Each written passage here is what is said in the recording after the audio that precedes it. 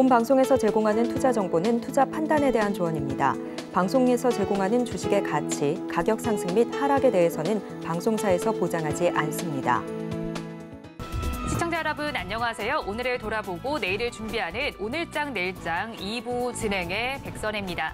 장 마감까지 확실한 승부 전략과 내일장 주목할 섹터까지 제시해드리고 있습니다. 오늘도 저희 방송과 함께 하시면서 성공적인 투자 전략 가득 담아가시기 바랍니다. 저희 방송은 유튜브를 통해서도 보실 수 있습니다. 유튜브 검색창에 서울경제TV라고 검색하시면 저희 방송과 함께 하실 수 있으니까요. 실시간 채팅도 많이 참여를 해주시기 바랍니다. 그러면 오늘장 내일장 2부 본격적으로 출발합니다.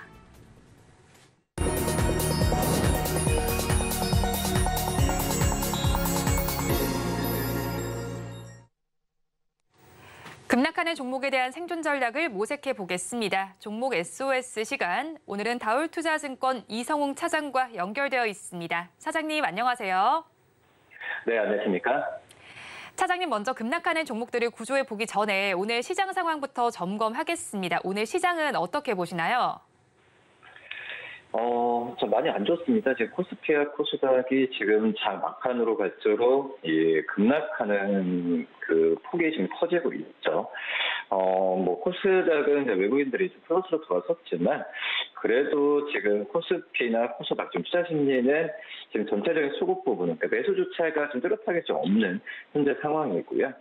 우선 지금 어제 미국의 필라델피아 반도체 지수가 급락을 하면서 오늘 SK하이닉스도 좀 실적 발표를 했습니다. 근데 이 예상보다는 좀 낮게 나온 영업이익을 좀 보여주었고, 그리고 이제 낸드 업황에 대한 우려감이 좀 불거졌죠. 그러기 때문에 우리나라 안에서도 이 반도체가 시가총액의 상당 부분 좀 차지하고 있기 때문에 SK하이닉스, 삼성전자의 하락이 문제가 아니라 이 전체적인 투자 심리를 다른 섹터까지 또 연결이 되는 악순환이 되고 있는 현재 상황이고요. 우선 미국 증시 본다고 하더라도 이 구글의 모회사죠. 이 알파벳의 이제 클라우드 사업 부분의 실적 부진이 좀 나왔었는데, 그러면서 이제 클라우드와 AI와 관련된 이 반도체 그리고 IT 업종들이 그 전에 좀 많이 올랐었던 부분이 좀 차익 실현이 좀 많이 노출이 되고 있는 그런 상황이고, 그러니까 어제가 2차 전지 전기차 쪽에서의 이 종목들이 시장의 하락을 주도했다고 한다면은 오늘은 대부분의 업종이지만 특히 이제 IT 쪽에서의 그 하락세가 시장을 좀 크게 지금 안 좋게 만들고 있다라고 생각이 되고 있고요. 그리고 이제 중요한 부분이 지금 미국 경제 지표가 좀 발표되면서 이 국채 금리도 상승 추세로 좀 마감을 했죠. 그런 점에서 본다고 한다면 이 매크로 지표도 지금 좋은 상황은 아니다라고 좀 말씀을 드릴 수 있겠고요. 우선 지금이 어떤 급락에 대한 부분이 내일까지 더 이어진다라고 단언은 할 수는 없고, 밸류에이션 상으로 본다고 했을 때는 이 저평가 국면은 맞다고 봅니다. 하지만 이 적극적인 매수를 하기에는 분명히 좀 부담이 있는 시장이라고 좀 볼 수 있겠고요. 또 이제 어떻게 보면 저는 이제 반도체, 또 이제 2차 전지 쪽에서의 우리나라 지수 특성상 이 비중이 좀 많기 때문에 여기에 대한 미국 쪽에서 빅테크 기업들의 이 종목별로 실적은 좀 개별적으로 나오고 있긴 하지만 좀 시장에 대해서 AI와 이런 쪽에서 또 2차 전지 쪽에서 모멘텀이 좀 미국의 큰 기업들부터 생겨야 우리나라 증시에 좀 반등할 수 있는 모멘텀을 찾을 수 있지 않을까라고 좀 생각이 되고 있습니다. 또 이제 원달러 환율 역시 상승, 외국인들의 수급 부재 바로 연결되는 상황이죠. 지금 좋게 좀 희망적인 멘트를 좀 던지고 싶긴 하지만 사실상 어쩌면은 객관적으로 말씀을 드리는 부분이다라고 생각이 되고 있어서 좀 후대응하는 전략이 제일 좀 안전하지 않을까 이렇게 판단됩니다. 시장 굉장히 어려운 상황입니다. 양대 시장 모두에서 급락세가 관찰이 되고 있는데 이런 시장 상황 속에서도 더욱더 빠지고 있는 종목들이 있습니다. 2시 30분 기준 급락주들 화면을 통해서 확인해 보겠습니다. 대한금속과 영풍재지 먼저 살펴보겠습니다. 주가 조작 연루 소식 속에서 하한가를 기록했던 종목입니다. 거래가 정지됐었는데 재개 첫날부터 하한가를 기록하고 있습니다. 대한금속의 주가를 먼저 살펴보면요. 30% 빠지면서 1,575원 선을 가리키고 있고요. 영풍재지 이어서 살펴보면 23,750원 선을 가리키고 있습니다.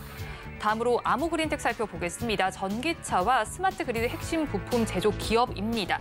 오늘 시장에서는 6%대 내림세가 나타나면서 11,290원 선을 지나가고 있고요. 다음으로 현대오토웨버 살펴보겠습니다. 차량용 소프트웨어 플랫폼과 내비게이션 소프트웨어 등을 생산하는 업체입니다. 하락률은 4%대로 나타나고 있고요. 지금의 주가는 16만 원을 가리키고 있습니다. 마지막으로 호텔신라 살펴보겠습니다. 면세점과 관련된 종목입니다.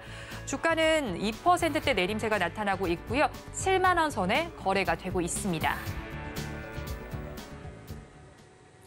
급락하는 종목들 저와 함께 살펴보셨는데요. 이 종목들을 가지고 계신 분들이거나 또 다른 종목에 대한 궁금증이 있으시다면 유튜브 실시간 채팅창에 남겨주시기 바랍니다. 그러면 저희는 첫 종목부터 구조를 해보겠습니다. 아모그린텍을 구조해 보겠습니다. 얼마 전에 메리츠증권에서는 아모그린텍에 대해서 ESS도 있다라고 하면서 신규 리포트를 발행했습니다. 기존의 동사 ESS 매출은 우리나라 통신사양 비상 전원 시스템 위주로 발생했지만 올해를 원년으로 해서 해외 매출도 기대된다는 긍정적인 내용이 나왔었는데 오늘 주가는 힘을 받지 못하고 있습니다. 어떤 이유 때문일까요? 네, 역시 ESS도 그렇지만 전기차에 대한 좀 연관이 되어 있는 상황이기 때문에 이 전기차 기업들의 지금 대형 배터리셀 대형 기업들을 중심으로 주가가 좀 안 좋은 상황이죠. 그런 부분을 지금 그대로 좀 받지 않나라고 좀 생각이 되고 있고요. 우선 지금 아모그린텍 같은 경우에는 제가 본다고 하는 성장성은 굉장히 좀 높게 지금 평가가 되고 있는 그런 기업이다라고 말씀을 좀 드릴 수 있겠고요. 우선은 아모그룹의 어떤 소재 전문 관계사죠. 그러면서 이 사업 부분도 되게 다양합니다. 첨단 소재 쪽에도 이제 고유 자성 소재죠. 이쪽이 가장 기술력이 좋은 상황이고, 그리고 지금 방열이나 이제 나노 멤브레인 소재 쪽을 이 첨단 소재 사업 부분으로 두고 있는 기업이고요. 그리고 ESS 사업 부분도 있다라고 할 수 있겠는데, 지금은 아모그린텍 같은 경우가 이 고유 자성 소재 이 플러스는 ESS 또 이제 어플리케이션 확장에 대한 기대감이 좀 크다라고 좀 볼 수 있겠는데요. 원래 이제 통신 업종 쪽에서의 이 제품에 대한 납품이 좀 컸죠. 그렇기 때문에 이 통신 쪽에서의 업황이나 이런 사업성이 그대로 실적에 좀 영향을 받았는데, 지금은 이제 ESS 다른 어떤 전기차 쪽에서의 이 매출 비중이 비슷해지기 시작했습니다. 그러면서 이 아모그린텍에 대한 기업도 그전에 어떤 통신 쪽에서의 소재가 아니라 지금은 테슬라나 리비안 이 전기차 쪽에서의 납품 이런 부분에 있어서 전기차 관련주로 많이 부각이 되고 있는 상황이고요. 특히 이제 ESS 같은 경우는 중국에서 이제 LFP 셀이죠. 이 LFP 셀을 가져와서 이 토탈 솔루션을 공급하는 상황이라고 좀 볼 수 있겠는데, 그만큼 지금 아모그린텍은 이제 전기차와 좀 밀접한 관계가 실적이 아니라 주가는 분명히 좀 있다라고 좀 생각이 되고 있고, 근데 지금 이 고유 자성 소재나 여러 가지 부분에 있어서 수요는 항상 꾸준합니다. 말씀드렸듯이 테슬라나 리비안 대표적인 글로벌 이 전기차 기업들한테 지금 납품을 하고 있기 때문에 적자가 난 적도 없었고요. 연간으로 봤을 때도 이 재작년에 영업이 18호, 작년 88호 크게 늘어났죠. 지금 올해 상반기까지는 하더라도 작년 영업이익 수준을 상반기 때 올라가고 있는 상황이기 때문에 오히려 지금 주가 상태에서 본다면 저는 지금 정말 이제 저평가 구간에 있지 않을까라고 좀 생각이 되고 있고, 말씀드렸다시피 이제 어플리케이션 여러 가지 부분에 있어서 다른 사업 쪽도 이 다른 전방 산업 쪽도 이 아모그린텍의 이 자동 소재에 대한 이 관심이 좀 높은 상황입니다. 그러기 때문에 지금 아모그린텍에 대한 매수 관점으로 저는 접근해도 크게 좀 무리가 없지 않나라고 좀 판단됩니다. 아모그린텍에 대해서는 매수 관점으로 접근해도 괜찮지 않나라고 말씀을 해주셨는데 그래도 가지고 계신 분들께서는 주가가 빠지는 만큼 많이 불안해하실 것 같거든요. 가격 전략은 저희가 어떻게 잡아가야 할까요? 저는 아모그린텍을 기존에 가지고 계신 분들 같은 경우도 추가 매수 관점으로 접근하셔도 괜찮지만, 근데 이 부분은 기업의 좀 가치만을 놓고 보는 거고, 지금 현재 시장 상황은 적극적으로 어떤 추가 매수에서 매수한가 낮추기에는 좀 힘든 시장은 맞습니다. 그렇기 때문에 이건 버티는 전략이지만은 시장 상황을 봐서 매수 관점으로 대응해도 괜찮지 않을까라고 좀 생각이 되고 있고요. 지금 11,320원을 지금 교육하고 있는데 1차적 목표 주가는 14,000원, 그리고 손절가는 좀 10,000원을 말씀드리도록 하겠습니다. 아모그린텍에 대해서 버티는 것에 더해서 매수 전략을 주셨습니다. 가격 전략을 보면 매수하신다면 현재가에 해보시고 이때 목표 주가는 14,000원, 손절 라인 10,000원 잡아주셨습니다. 다음 종목 이어서 구조해보겠습니다. 호텔신라를 구조해보겠습니다. 올해 3분기에 6호의 발길이 재개되면서 호재가 있을 것이라는 분석과는 다르게 지금 분위기가 나타나고 있습니다. 거기에 최근 금융감독원이 적발했던 무차익 공매도의 대표 표적 종목으로 지목이 되기도 했었는데 이 종목에 대해서는 어떻게 보시나요? 그렇죠. 이제 9월 중순부터 주가가 굉장히 안 좋았죠. 이제 9만 원대였던 주가가 오늘은 이제 떨어지면서 이 7만 원까지 깼는데. 근데 지금 10만 원은 지난주에 깼고, 주가가 지금 반등을 3일째 어제까지 했었죠. 그렇기 때문에 어제도, 저는 좀 매수 관점으로 이제 바닥에서 이제 매수해야 되는 부분이지 않을까, 어제 주가로. 근데 오늘 오히려 지금 7만 원 깨고 7만 원 밑에 형성돼서 6만 원대에서는 이 매수를 해야 되는 게 맞다라고 좀 생각이 되고 있습니다. 우선, 물론 이제 3분기 실적, 좀 640억 이상, 그러니까 작년 대비해서 당연히 좋아지는 그런 상황이고요. 근데 이제 시장에서는 올해보다는 내년 실적에 대한 기대감이 크죠. 우선 면세 업종에서 이제 대표적으로 가장 높은 매출을 기록하는 게 바로 호텔신라라고 볼 수 있겠고, 물론 이제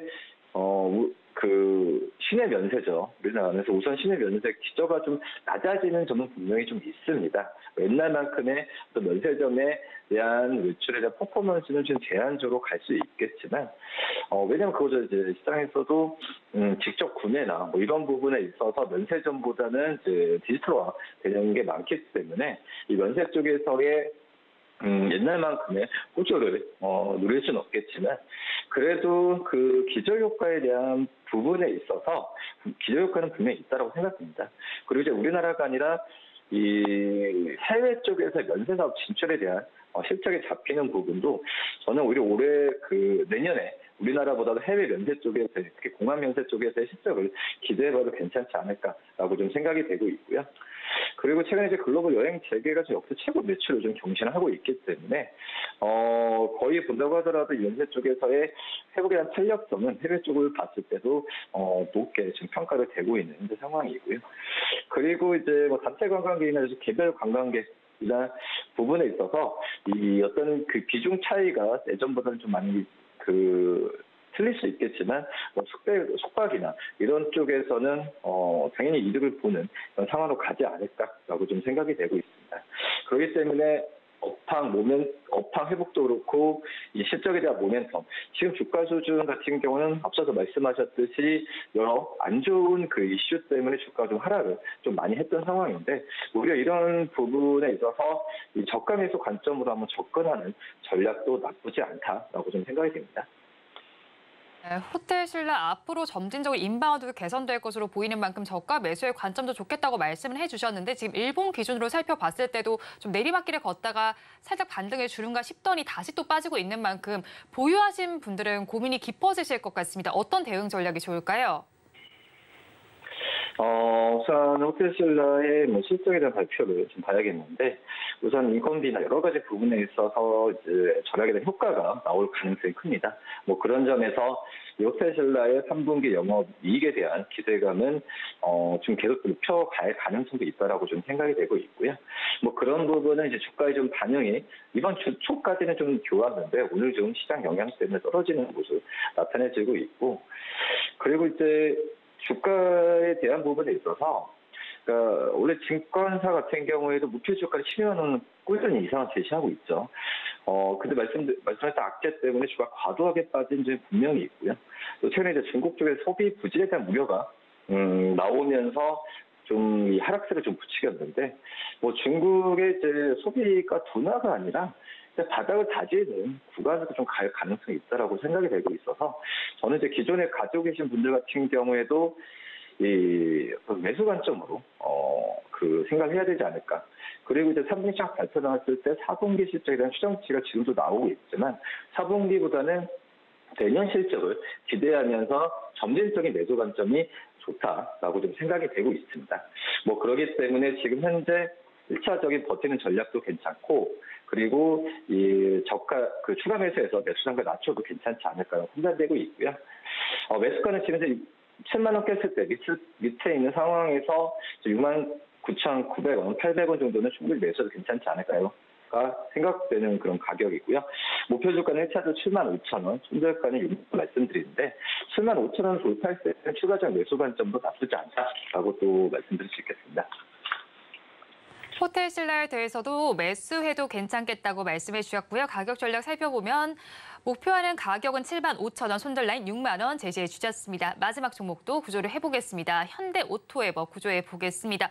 현대차와 기아가 피크아웃 우려를 좀 덜어낸 상황입니다. 현대차 실적이 발표되는데 사상 처음으로 10조 원을 돌파했다는 소식도 전해지고 있습니다. 또 하나투자증권에서는 현대오토에버가 그룹의 디지털 전환에 따라서 안정적인 매출 성장세가 지속될 것으로 분석을 했습니다. 좀 긍정적인 이슈들이 들러오는데 오늘 시장에서는 빠지고 있습니다. 어떻게 보시나요? 그렇죠. 예, 현대차의 실적 굉장히 선방했다라고 좀 생각이 좀 되고 있는데, 현대차도 주가가 좀 빠지고 있죠. 뭐 그렇기 때문에 현대오토에버도 어쩔 수 없는 구조로 좀 가고 있지 않나라고 좀 생각이 되고 있고요. 근데 이제 현대오토에버가 시장에서 좀 그전에 관심을 받았던 부분이 이제 현대오토에버는 현대차 그룹의 소프트웨어를 만드는 기업이죠.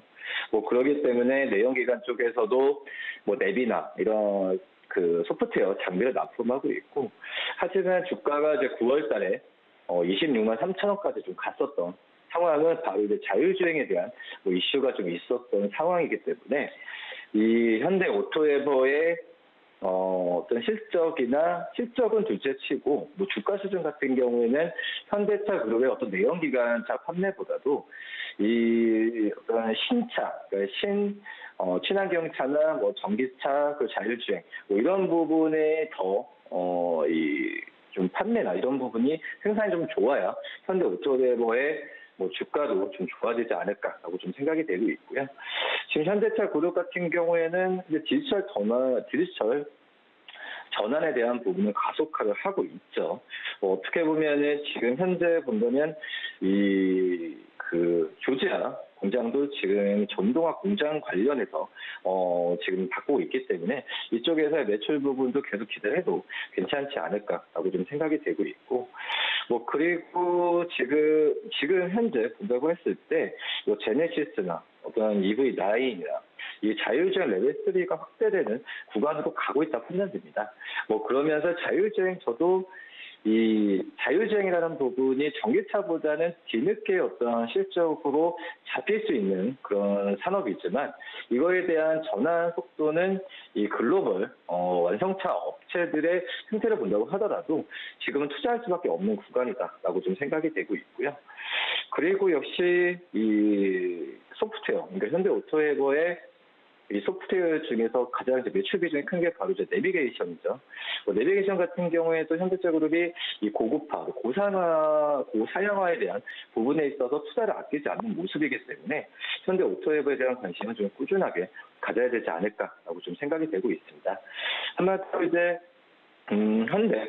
현대차 그룹의 이 어떤 그 스마트화, 공장에 대한 스마트화도 괜찮고, 이거에 대해 생산하는 차에 대한 부분도 더욱더 스마트 시스템이 업그레이드 되는 과정으로 좀 가고 있는 그런 상황이기 때문에 현대오토에버의 실적에 대한 기대감은 계속 가져가도 좀 괜찮지 않을까라고 좀 생각이 좀 되고 있고요. 지금 나중에 본다고 해도 2025년까지 현대차 그룹이 9만 대 차량의 SW 기술을 제공할 예정입니다. 뭐 이거에 대한 수주의 실적이 나오는 부분도 곧 가셔야 되지 않을까 이렇게 판단됩니다. 현대 오토앱의 앞으로의 실적 긍정적 전망이 되지만 오늘 시장에서는 빠지고 있는 만큼 가지고 계신 분들께서 좀 불안해하실 것 같은데요. 어떤 전략을 취하면 좋을까요? 이제 거래량이 이제 9월 중순부터는 거의 안 나오고 있죠. 하나도 이제 이 스마트 차에 대한 부분이 확 불었다가 좀 확 꺼지는 그런 상황으로 가고 있는데, 근데 말씀드렸다시피 이제 증권사 같은 경우도 목표 주가를 21만 원 이상까지 제시하고 있습니다. 근데 이 21만 원이라는 부분이 그 전에 그 9월 달에 는 26만 3천 원까지 갔었죠, 주가가. 뭐 그러기 때문에 지금 현재는 이 9월 달까지의 그 주가를 지금 생각하는 건 아니고요. 그 21만 원 정도가 좀 적정 주가라고 좀 판단이 되고 있어서 지금 현재 15만 9,100원, 21만 원과 가격 차이는 많이 나고 있는 상황에서 저는 이제 기존에 가지고 계신 분들은 당연히 또 보유 관점 유지하셔야 되고, 그 추가 매수 관점으로 매수 단가를 낮추는 전략도 나쁘지 않다라고 좀 생각이 되고 있고요. 그리고 이제 증권사들 21만 원 제시하는 부분이 이 목표 주가 이 12개월 EPS의 이 PER을 한 30배 이상 쪽으로 대비한 그런 구조라고 좀 볼 수 있겠고요. 뭐 자동차 이제 부품 그 기업이라기보다도 소프트웨어 만드는 기업이기 때문에 일반적인 이 스마트 관련한 이 부품주들의 PER을 대비했을 때 이런 21만 원에 제시되지 않았나라고 좀 생각이 되고 있습니다. 그리고 제가 한 가지 또 말씀을 드리면, 말씀드릴 때 9월 달에 주가 올랐던 게 자율주행 테마였죠. 뭐 이거에 대한 부분이 지금은 뭐 테슬라도 그렇고 이 심지어 전기차에 대한 이 목표치를 낮춘 상황에서 자율주행에 대한 부분에 있어서 어떤 얘기가 이슈가 들리기는 건 시간이 좀 걸리겠지만, 그거 이슈가 한번 나왔을 때, 레벨 3 이런 이슈 나왔을 때 주가가 한번 튀는 모습은 계속 봤기 때문에 그 부분을 기다린다면 어떤 실적도 나오는 상황에서는 이 보유 관점을 꾸준히 유지하시는 게 낫지 않을까 이렇게 판단됩니다. 네, 현대 오토에버에 대해서도 매수하는 것도 좋겠고 보유하는 것이 좋겠다고 말씀을 해주셨고요. 가격 전략 살펴보면 목표 주가는 18만 원, 손절 라인 13만 원 제시를 해주셨습니다. 지금까지 다올투자증권 이성웅 차장과 함께했습니다. 오늘 연결도 고맙습니다. 네, 감사합니다.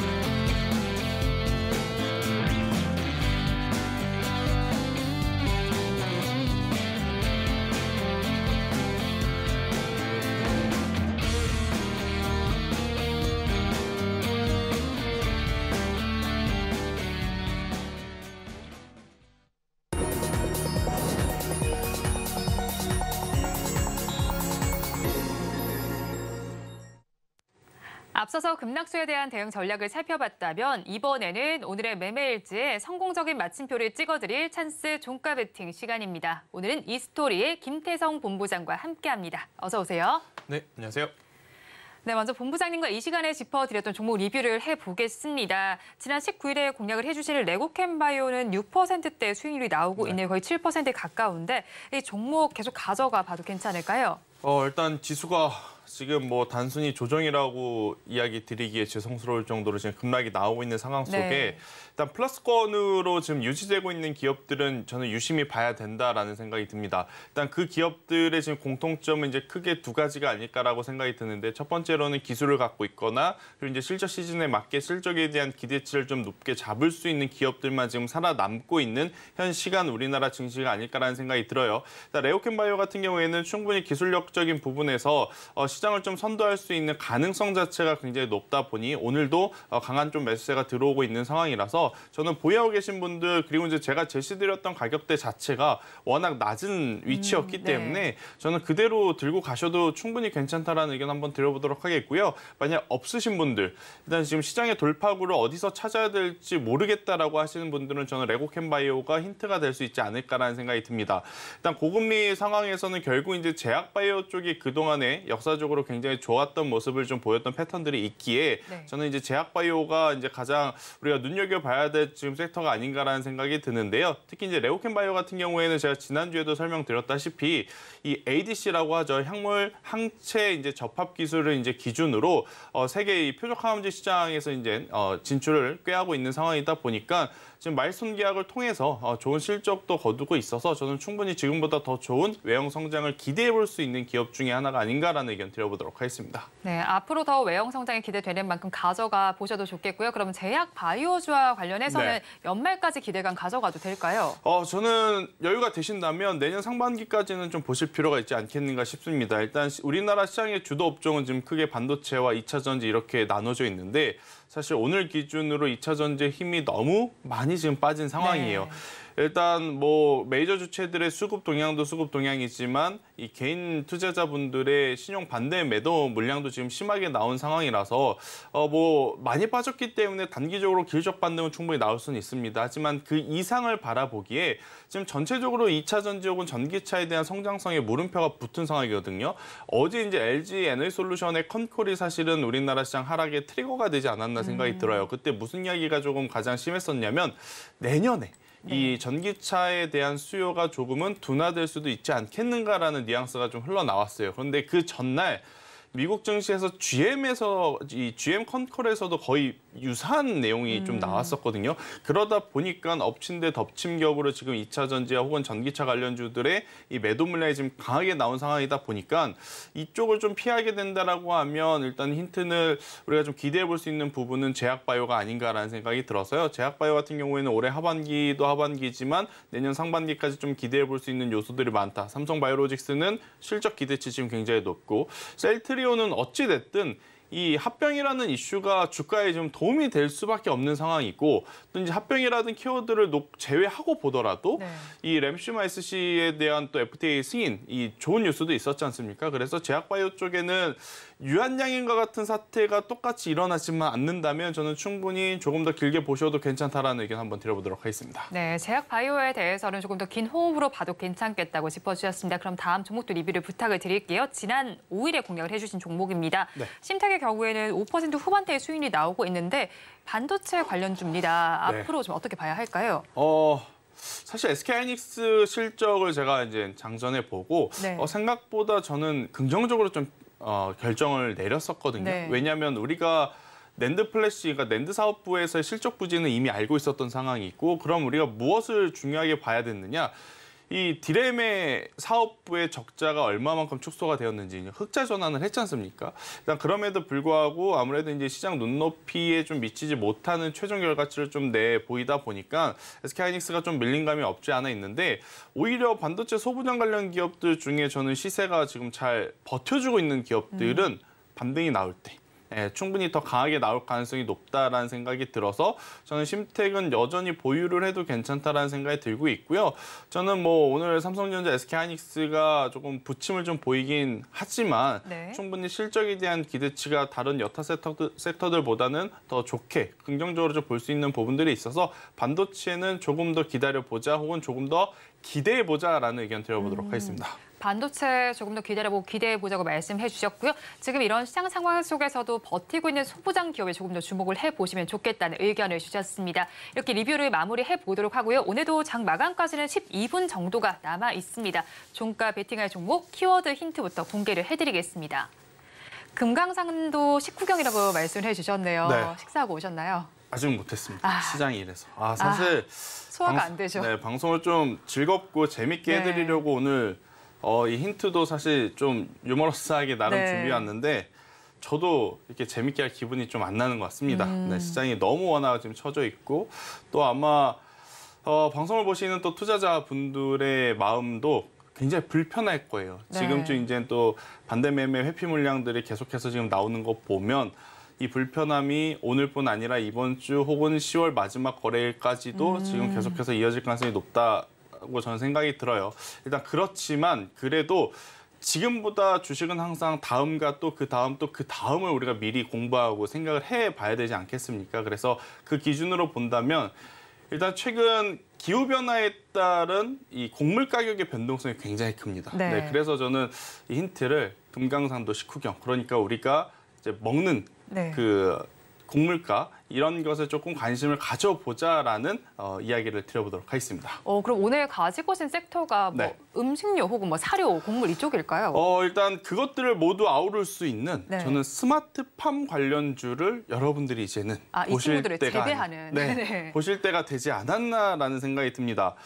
일단 뭐 음식료라고 하면 너무 경기 방어적인 성격만 좀 부각이 될 가능성도 네. 높고 곡물가 관련 주로 이야기를 하자니 너무 테마적인 부분들이 좀 많을 것 같아서 테마와 실적 그리고 성장성을 모두 잡을 수 있는 부분이 뭘까라고 이제 생각을 해보면 이쪽 분야에서는 저는 스마트팜, 그러니까 전체적으로 좀 크게 보면 이제 스마트팜도 스마트 팩토리로 저는 불려도 괜찮지 않을까라는 생각이 들어서요. 일단 스마트팜 관련주를 한번 여러분들이 꼭 보셔야 되지 않을까라는 생각이 들고 있고 지금 정말 글로벌적으로 이슈들이 많이 되고 있는 게 여러 가지가 있겠지만 크게 두 가지로 좀 압축을 해보면 네. 첫 번째로는 기후변화 그리고 이제 두 번째로는 전쟁 리스크가 아닌가라는 생각이 듭니다.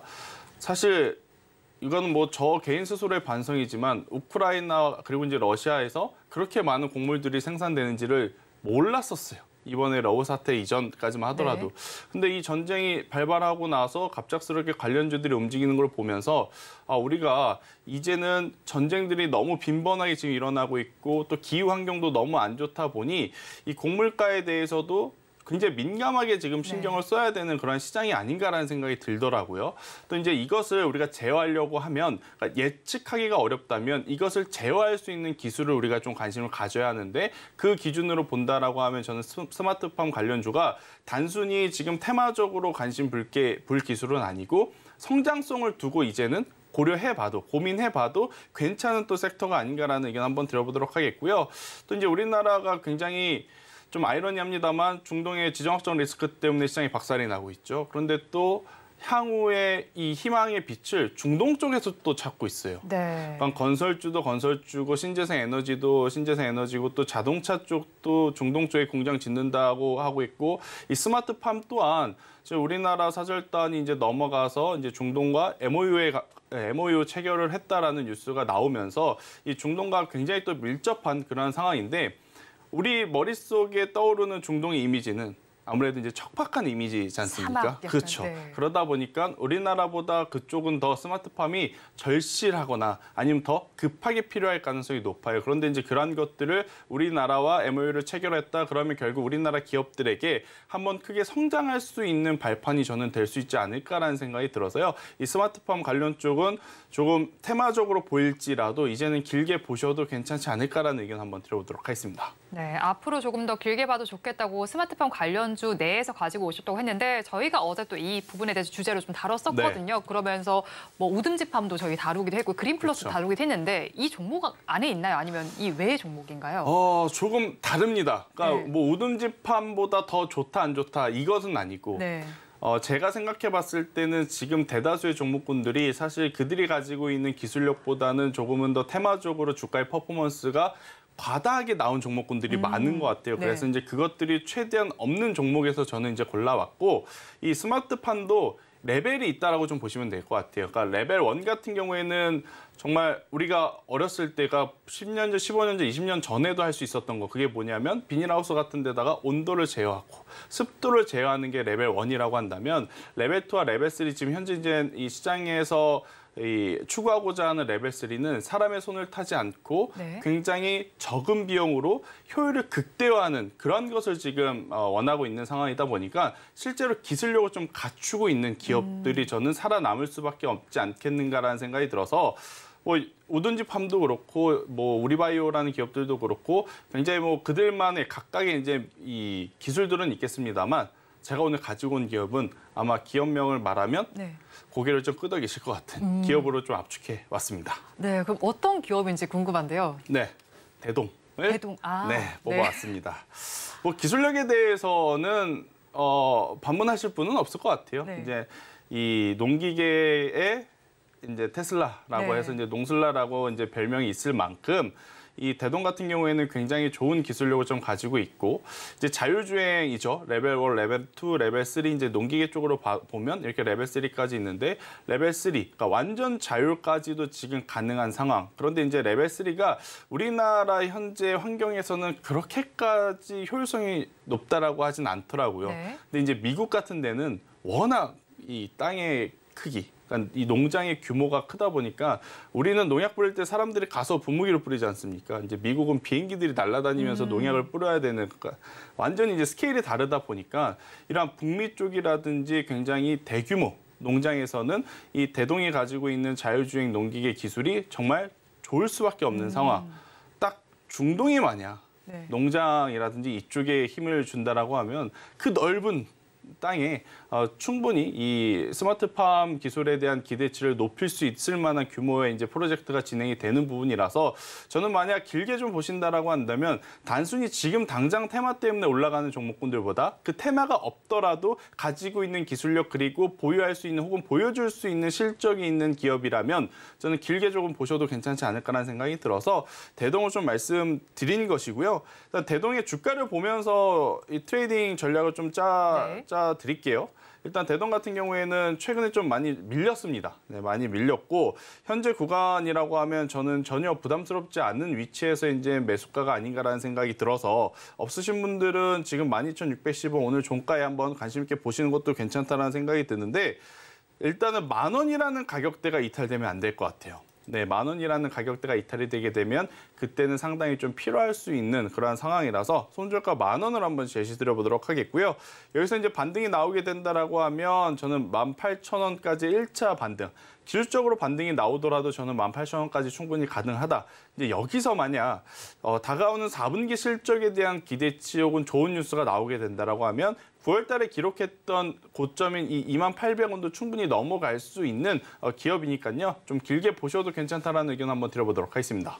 네, 종가 베팅할 종목 대동 짚어주고요. 손절 라인이 10,000원은 꼭 지켜주시기 바랍니다. 그러면 저희는 마감 동시효과 구간 우리 시장 어떤 양상을 보이고 있는지 살펴보겠습니다. 우리 시장 오늘도 힘을 내지 못하고 있습니다. 양대 시장 모두 파랗게 질려 있는데요.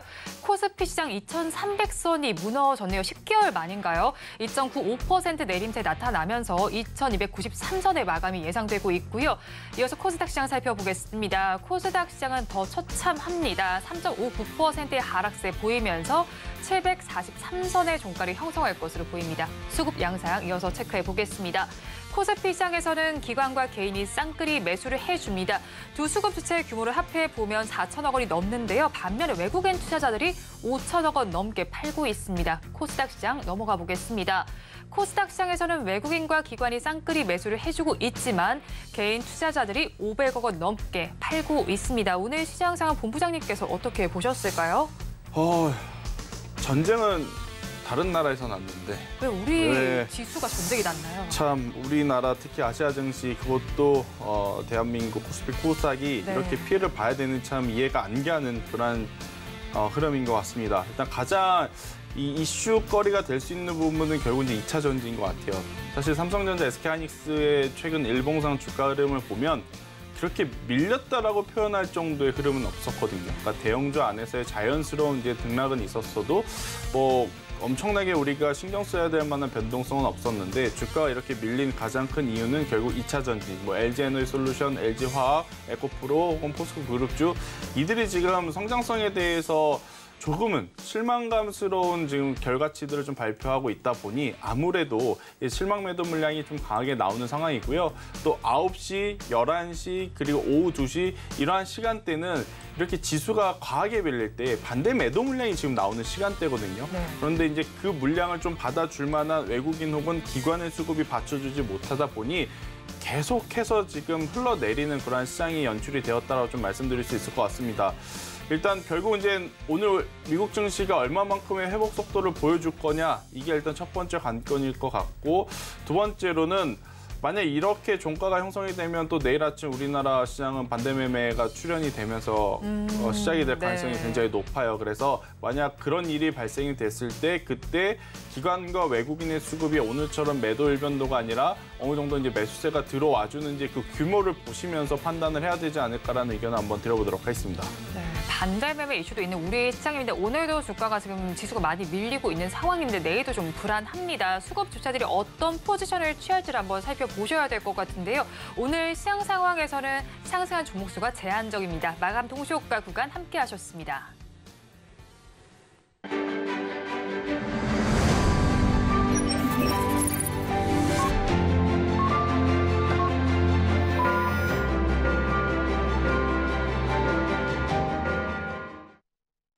네, 우리 시장 왜 이러나 싶을 정도로 많이 내림막길을 걷고 있습니다. 업종별로 어떻게 마감이 됐는지 살펴보겠습니다. 코스피 시장을 먼저 보겠습니다. 종이목재 업종이 가장 크게 빠졌습니다. 12% 넘게 빠지는 모습이 나타났고요. 그 뒤를 이어서 철강금속이 4%대, 화학업종이 3% 후반대 하락률을 기록했습니다. 코스닥 시장 넘어가서 살펴보겠습니다.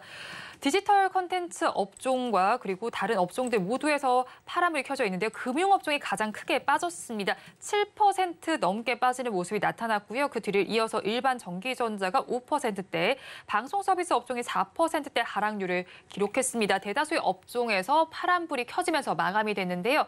이런 시장 상황 속에서 어떻게 다음 시장에 대한 전략을 짜가면 좋을지 오늘장, 내일장 전문가님들께 질문을 드려봤습니다. 화면을 통해서 확인해 보시죠.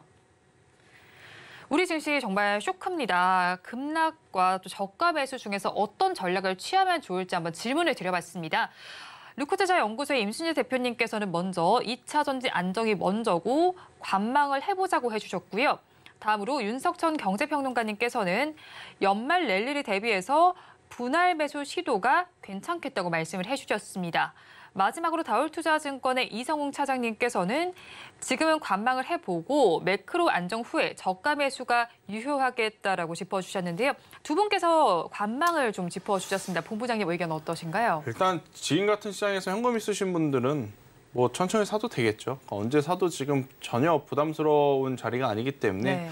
그런 분들이 걱정이 아니라 기존에 지금 종목분들을 가지고 계신 분들, 지금 현재 구간에서 추가 매수를 하는 게 맞을 건가 아닌가에 대한 고민을 네. 좀 많이 하실 것 같은데 만약 지수도 그렇고 이 섹터도 그렇고 반등이 충분히 나올 수는 있습니다. 하지만 그 반등이 추세를 완전히 돌릴 만한 반등이라기보다는 최근에 이제 깊었던 하락을 어느 정도 되돌리는 기술적 반등 그 이상이 나오지 못할 가능성이 높아서 저는 보유하고 있는 종목군들 중에 이 손익 이 퍼센테이지가 마이너스 30%에서 추가 매수를 했을 때 마이너스 15% 이내로 들어올 수 있는 종목군들은 오늘의 저점을 역이용해 볼 필요는 있겠지만 뭐 마이너스 40%, 마이너스 50%, 마이너스 60% 추가 매수를 한다 하더라도 마이너스 30% 이내로 들어오지 못하는 종목군들이 있다면 저는 그들 종목군들은 아직 섣부르게 추가 매수할 타이밍은 아니다라는 의견 한번 들어보면서 앞선 조건에 해당이 돼서 추가 매수를 했을 때 저는 그들을 가지고 뭐 5%, 10%, 20% 수익을 보자 이렇게 말씀드리는 거 아닙니다. 일단 본전에 추가 매수한 비중만큼은 좀 덜어낼 수 있는 그러한 좀 디테일한 매매 전략이 필요한 지금 현재 우리나라 시장이 아닌가라는 생각이 들어서 지금은 섣부르게 뭔가를 하시기보단 한번 매매를 할 때 하더라도 굉장히 신중하게 어느 정도 바닥을 좀 더 확인을 한 이후에 대응을 하시는 게 더 맞지 않을까라는 의견을 한번 드려보도록 하겠습니다. 어떤 본부장님 말씀을 따라 보면 손실이 굉장히 크신 분들께서는 지금 어떻게 해야 하는 건가요? 그냥 가만히 있어야 되는 건가요? 아니면 어떻게 하면 좋을까요? 자, 죄송스러운 이야기인데 늦었습니다. 일단 이번 파동에서 늦었다라는 것을 인지를 하시고 다음에 똑같은 일이 반복되지 않게 실수를 똑같이 반복하지 않겠다라는 저는 그 준비가 더 필요하다는 생각이 듭니다. 일단 현재 구간에서의 매도는 어떤 섹터든지 정말 저점에서 매도를 할 수밖에 없는 지금 시점이 아닌가라는 생각이 들어서 일단 추가 매수가 안 되는 보유 종목을 좀 가지고 있는 제 기준으로 추매하기 어려운 그 손익률의 종목군들은 일단은 조금은 더 보셔야 되지 않을까라는 의견 한번 드려보도록 하겠습니다. 네, 조금은 더 지켜보는 것이 좋겠다고 말씀해 주셨습니다. 반등의 트리거를 찾기 힘든 시장입니다. 앞으로 저희 일정은 좀 어떻게 체크를 해가면 좋고 반등의 좀 트리거가 될 시점은 언제쯤일까요? 사실 이번 한 주가 미국 시장으로 보면 블랙아웃 기간이죠. 그러니까 연준의 FOMC 발언 이전에 어떤 것도 이야기할 수 없는 그러니까 금리 국내에 대해서 이야기할 수 없는 그러한 주였기 때문에 그 어느 때보다 지표라든지 실적에 좀 기준하는 변동성이 나올 것이다. 이렇게 예측을 했었고 전체적으로 엔비디아 실적 그리고 우리나라 기업들의 실적 스타트가 너무나 좋았었기 때문에 눈높이가 높아져 있었던 상황이에요. 네. 특히나 MS라든지 지금 알파벳 관련한 이제 실적에 대해서 굉장히 말이 많았는데 어제 저녁만 하더라도 본장 전만 하더라도 시간에서는 그렇게 큰 영향은 없었었거든요. 왜냐하면 마이크로소프트는 상승을 하고 알파벳은 조금 내렸는데 이것들이 이제 상세가 되면서 큰 변동은 없었으나 여전히 지금 국채 금리에 대한 부담을 좀 갖고 있는 상황인 것 같습니다. 또 이제 그것들이 우리나라 시장에 이어져 오면서 또 환율 시장의 환부담까지 이제 생기다 보니 결국 우리나라 시장을 지금 크게 핸들링할 수 있는 주체는 외국인인데 외국인들 입장에서는 대한민국 지금은 아닌데 이렇게 좀 생각할 수밖에 없는 그러한 상황이다라고 좀 보시면 될 것 같고요. 단기 반등은 좀 나오겠지만 지금 환율 시장의 흐름을 놓고 보면 네. 이 추세가 조금은 더 이어질 가능성도 저는 높다라는 생각이 들어서 추매를 할 때 하시더라도 굉장히 신중하게 하셔야 되고 추매를 해서 기술적 반등에 좀 수익으로 전환이 될 수 있는 종목군들만 지금은 추매를 하는 게 맞다. 그러니까 너무 막 지금 널려 있는 종목군들 마이너스 50, 60, 70 이런 종목군들은 추매해도 의미가 없을 수 있으니 조금은 더 참고 기다려 보셔야 된다라는 의견 현실적으로 한번 드려보도록 하겠습니다. 네, 조금 더 참고 기다리면 좋겠다는 의견을 주셨고요. 수급 주체별로 좀 수급 상황을 살펴봐도요. 외국인 투자자들이 4거래일 연속 코스피 시장에서는 팔아내고 있는 양상이 펼쳐지고 있고요. 선물 시장을 살펴봐도 오늘은 또 팔고 있더라고요. 외국인들이 좀 돌아와야 우리 시장도 회복세를 보일 수 있을까요? 일단 외국인들이 좀 돌아와야 되는데 한 가지 좀 기대해 볼 만한 부분은 오늘 또 옵션 만기라서 내일까지 이제 수급을 좀 봐야 되긴 하나 네. 지금 옵션 시장에서 콜옵션의 매수가 조금은 늘었거든요. 이제 이것이 그러니까 매도 포지션을 이제 청산하기 위한 환매수인지 네. 아니면 이제 다시 한번 매수 쪽을 바라보는 어느 이제 모아가는 그러니까 매집의 이제 매수세인지는 내일까지는 좀 봐야 되지 않을까 싶지만 그래도 이 정도의 수량이다라고 하면 일단은 바닥을 어느 정도 외국인 주체들도 생각은 하고 있는 그런 네. 상황이다라고 좀 보시면 될 것 같고요. 일단 전체적으로 지금 코스닥은 수급 보면 이 정도 금액으로 이 정도 지수가 이렇게 빠진다고 생각하실 것 같아요. 왜냐하면 외국인이랑 기관은 매수를 했는데 이제 개인의 이제 이 작은 매도세에도 네. 불구하고 지금 지수가 급격히 빠졌다라는 것. 그러면 결국 저는 에코프로 그룹주들의 반대 매도 물량 이것도 네. 있지만 또 이제 계열사 이 내부 물량들도 저는 좀 나왔다는 생각이 들어요. 제가 이 부분은 시간이 지금 짧기 때문에 네. 설명을 제가 다음 주에 한번 제대로 준비를 해 오도록 하겠고요. 만약 그것이 맞다라고 하면 에코프로 내에서 이제 매도 물량이 맞다라고 하면 일단은 단기적으로는 이 구간이 저점일 가능성이 높다라는 의견 한번 드려보도록 하겠습니다. 네, 단기적으로는 지금이 저점이겠다라고 짚어주셨는데 사실 시장이 좀 굉장히 처참하게 움직이고 있지 않나 싶습니다. 오늘도 상승하는 종목을 찾기가 굉장히 힘들었는데 오늘 상승했던 종목이 내일도 조금은 그래도 기대를 해봐도 괜찮을까요? 굉장히 좀 어렵잖아요. 일단은 오늘 상승한 종목군들 중에 다수는 제약바이오 쪽에서 힌트를 좀 찾으시면 될 것 같고 제약바이오는 주도주가 오르게 된다 하더라도 같이 올라올 가능성이 굉장히 높다 저는 의견 한번 드려보면서 그리고 또 오늘 앵커님이 질문을 하실 줄 알고 조금 기다렸었던 질문이 하나 있는데 어떤 건가요? 엔터주들에 대한 부분도 엔터주 있죠. 지금 굉장히 지금 노이즈가 많지 않습니까? 일단 노이즈가 있을 때는 아무리 가격이 싸졌다 하더라도 섣부르게 저는 트레이딩하면 안 된다는 생각이 들어요. 그러니 참 속상하지만 제가 드리는 대다수의 이야기들 중에 거의 90%는 지금 안 좋은 이야기들을 드릴 수밖에 없는 상황이라서 일단 지금은 시간을 좀 두고 시차를 좀 두고 이 하락이 어느 정도 안정화되는지를 보는 게 첫 번째. 그리고 이제 안정화되었을 때 가장 먼저 튀어오르는 쪽이 있을 거란 말이에요. 네. 그쪽을 단기적으로 공략을 하는 게 가장 현실적으로 지금 좋지 않을까라는 의견 한번 드려보도록 하겠습니다. 네, 시장이 굉장히 어려운 상황입니다. 이런 상황 속에서 어떻게 대응 전략 짜면 좋을지 한번 그래도 좀 조언을 주셨는데요. 엔터주의 경우도 지금은 사실 리스크가 좀 드리워져 있습니다. 시장이 반등을 주게 된다면 그때 다시 또 먼저 꿈틀대는 섹터들이 있을 겁니다. 그 섹터에 대해 먼저 주목을 해보시면 좋겠다는 의견을 주셨습니다. 지금까지 이스토리의 김태성 본부장과 함께했습니다. 오늘 말씀 고맙습니다. 오늘장 내일장 2부에서 전해드린 내용도 정리해서 보여드리겠습니다. 화면으로 확인해 보시죠. 오늘장 내일장 2부의 핵심입니다. 오늘 종목 SOS 코너에서는 현대오토에버와 호텔신라, 아모그린텍을 구조해 드렸습니다. 세 종목 모두는 매수를 해봐도 좋겠다고 짚어주셨습니다. 그리고 다음으로 종가 베팅할 종목으로는 대동을 짚어주셨습니다. 스마트팜에 대해서 중동의 오일머니가 기대됩니다. 어제 저희가 주제를 통해서도 짚어드렸었는데 대동에 대해서 관심을 가져보시기 바랍니다. 그리고 마지막으로 굉장히 어려운 시장 상황 속입니다. 이런 만큼 불확실성이 거칠 때까지를 좀 살펴보셔야 될 것 같은데요. 미국의 국채금리 상단을 확인해 보시기 바랍니다. 본 방송에서 제공하는 정보는 투자 판단에 대한 조언일 뿐 해당 주식의 가치와 수익률을 보장하지는 않습니다. 아울러 서울경제TV와 서울경제신문은 당사의 브랜드입니다. 최근 당사를 사칭하는 피해 사례가 늘어나는 만큼 각별히 주의해 주시기 바랍니다. 오늘장 내일장 2부에서 준비한 순서는 여기까지입니다. 저희는 내일 이 시간도 여러분과 함께하겠습니다. 오늘도 시청해 주신 여러분 고맙습니다.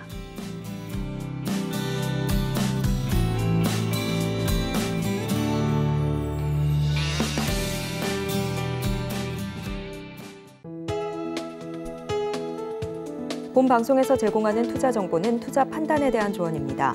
방송에서 제공하는 주식의 가치, 가격 상승 및 하락에 대해서는 방송사에서 보장하지 않습니다.